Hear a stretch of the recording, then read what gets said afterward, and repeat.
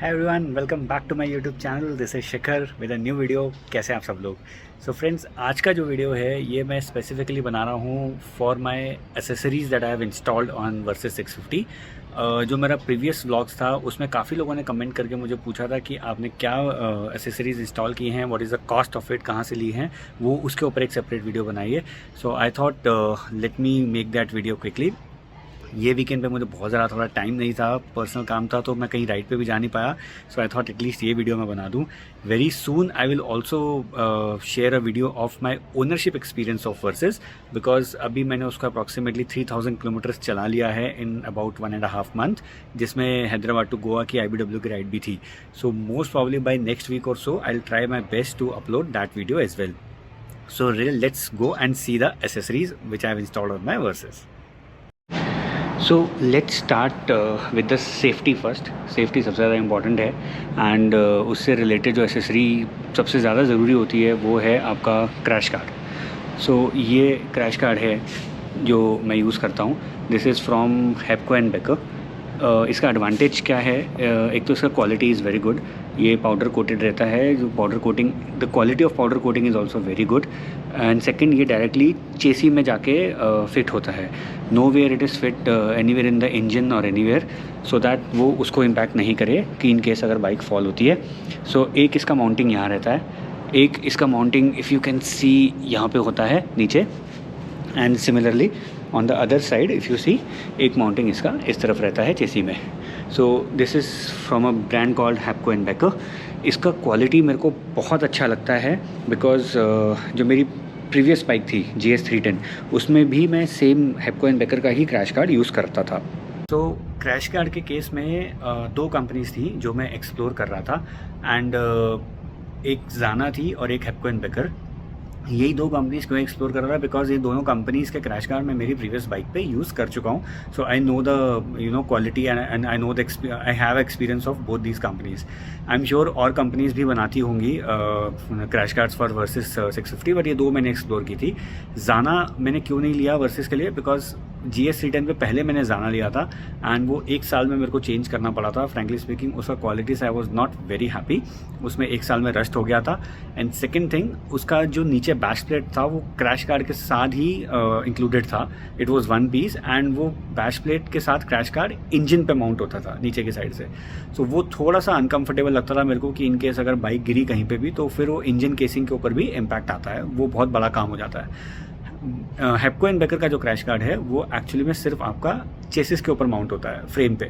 वो कहीं पे भी इंजन पे माउंट नहीं होता है, which is actually a good thing. सो इसीलिए वर्सेस के टाइम पे I straight away went with Hepco and Becker. So second जो एसेसरी है that's the auxiliary lights. So this is Baja Designs Squadron Sports model. I am not sure if you are able to see. So this the same lights जो मैं मेरी GS 310 पे भी use करता था, and I'm quite happy with it. It is 6600 lumens जो इसका power है लाइट का for every, I think so, for a pair. And इसमें अगर आप देखोगे it's a set of 4 lights in one complete shell. दो रहती हैं फोकस लाइट्स, ये जो ऊपर वाली हैं, एंड नीचे वाली दो हैं। This is basically for a spread, ये रोड के ऊपर स्प्रेड होकर आती है। सो एक फुल लाइट में you get 2 lights for focus and 2 for spread. So ये पूरा रोड बहुत ईजिली कवर करता है। मैंने इसके ऊपर एक सेपरेट वीडियो भी बनाया है जहाँ पे मैंने इसका विजिबिलिटी थ्रो और सब दिखाया है। मैं उसका लिंक आई बटन में और डिस्क्रिप्शन में दोनों में छोड़ दूँगा, आप देखो and check that video once, so you will get a very good idea कि ये हेडलाइट्स का विजिबिलिटी कैसा है। ये हेडलाइट्स का cost is approximately 23,000 plus the mount. आपको माउंट अलग से ख़रीदना पड़ता है। एंड इसके ऊपर एक और मॉडल आता है which is squadron pro, that is somewhere around 33,000। These lights are very good. आप ये आई बटन पे या डिस्क्रिप्शन दोनों जगह पे मैं लिंक छोड़ूंगा, वो वीडियो का ज़रूर देखना। You will actually have a very good idea कि कैसा थ्रो है इस लाइट्स का। But in case if you have a 1000cc bike और अ 1200cc बाइक जो कि एक्चुअली वर्सेस से भी बड़ी है, 650cc से बड़ी है basically, then I would suggest कि आप इसके एक ऊपर मॉडल आता है which is squadron pro. Then I would suggest आप स्क्वाड्रन प्रो पे जाओ। डिफरेंस बेसिकली सिर्फ ल्यूमेंस का है, but then the size of the bike के हिसाब से those lights are better fit. So in case of a 1000cc and above, go for Squadron Pro. Now third accessory जो मैंने इंस्टॉल किए हैं, these are the handle guards. These are from Bagbursters Storm. The model name is Storm and is from Bagbursters. I'm not sure if you are able to read this.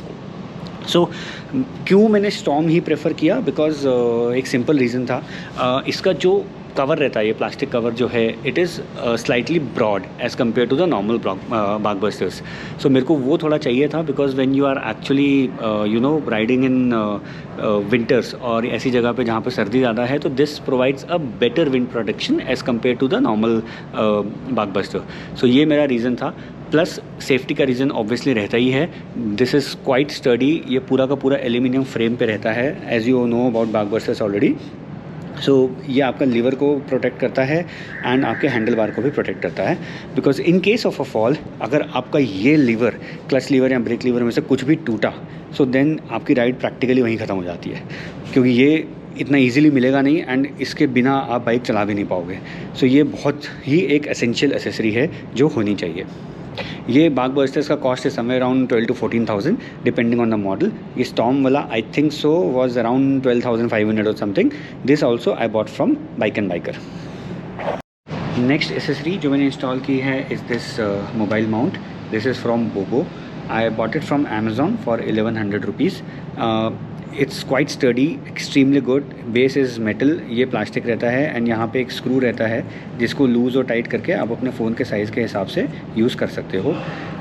GS310 पे previously I was using RAM mount, but ये मुझे RAM mount से भी ज़्यादा stable लगा.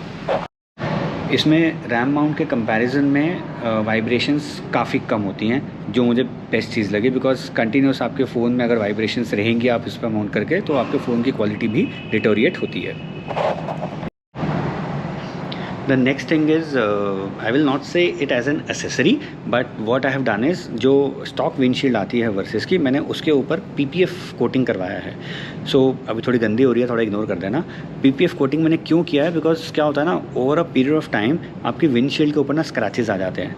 And जब आप ride कर रहे होते हो, specially on the bad roads, तो आपको काफ़ी टाइम ना विंडशील्ड के थ्रू देखना होता है कि इमीडिएटली आपके कहाँ पे गड्ढा आ रहा है एंड कहाँ पे रोड है ख़राब है. सो ये अगर स्क्रैचेस पड़ जाता है ना, तो आपका ये व्यू थोड़ा सा ब्लॉक होता है या प्रॉपर्ली आपको दिखता नहीं है.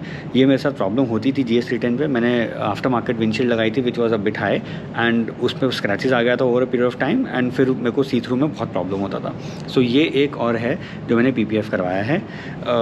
टैंक के ऊपर भी मेरे को PPF करवाना है. अभी मैंने फॉर द टाइम बीइंग ये लगा दिया है tank guard, so that scratches नहीं पड़े. बट ओवरऑल मुझे इसके ऊपर PPF करवाना है. It is metal, not plastic, and मैं टैंक बैग यूज़ करता हूँ, सो मेटल के ऊपर बहुत जल्दी स्क्रैचेस आ जाते हैं. सो ये मुझे करवाना है. जब मैंने ये करवाया था तो उनके पास टाइम नहीं था, मैं थोड़ा लेट हो गया था. सो उस दिन खाली यही हो पाया. अभी very soon I will go and I will get this also done.